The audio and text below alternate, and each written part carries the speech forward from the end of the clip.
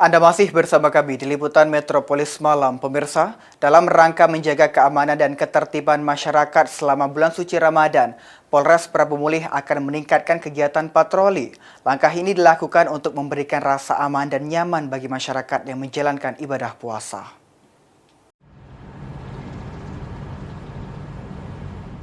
Dalam rangka menjaga keamanan dan ketertiban masyarakat selama bulan suci Ramadan, Polres Prabu Mulih akan meningkatkan kegiatan patroli. Peningkatan patroli ini difokuskan pada jam-jam rawan, terutama menjelang sahur, setelah sholat tarawih, serta pada waktu ngabuburit.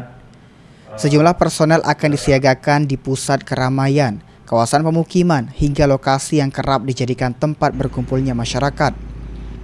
Polres Prabu Mulih juga akan melakukan patroli dialogis guna mengantisipasi potensi gangguan Kamtibmas seperti balap liar, petasan, hingga tindak kriminalitas lainnya. Selain itu, Polres Prabu Mulih juga menghimbau masyarakat untuk bersama-sama menjaga situasi tetap kondusif selama bulan Ramadan, serta segera melaporkan kepada pihak kepolisian apabila menemukan hal-hal yang mencurigakan. Pengamanan, patroli di jam-jam rawan ya, jam rawan khususnya mungkin di malam hari menjelang sahur.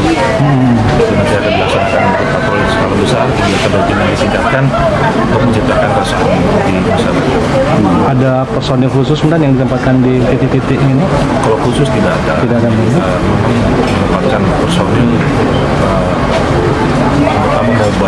pertama mobile diarahkan ke tempat-tempat keramaian.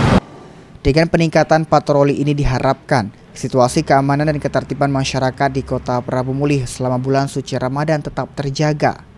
Kepolisian juga mengajak seluruh elemen masyarakat untuk berperan aktif menjaga lingkungan di masing-masing agar tercipta suasana yang aman, nyaman, dan kondusif hingga Hari Raya Idul Fitri nanti.